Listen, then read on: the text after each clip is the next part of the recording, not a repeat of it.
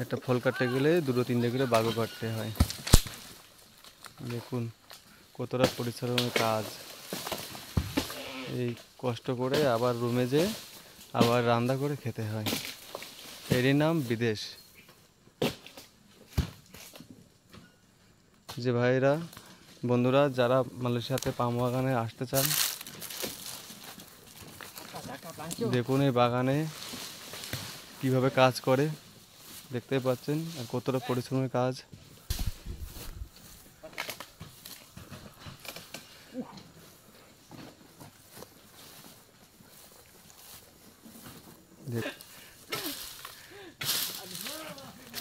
পুরো শরীরটা ভিজে গেছে ঘামের জলে, ঠিক আছে।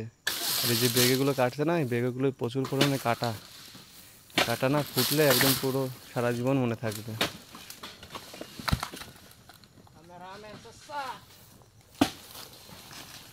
দেখুন কিভাবে কাটছে দেখতে পাচ্ছেন, প্রচুর কষ্টের কাজ।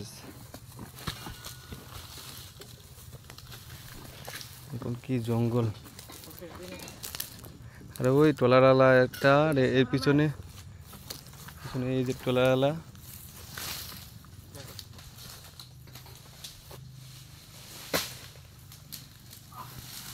এই যে টলারালা আসছে। এই যে ফলগুলো পড়ে আছে, আর একটা ফলের ওয়েট ম্যাক্সিমাম 10 থেকে 15 কিলো করে ওয়েট আছে।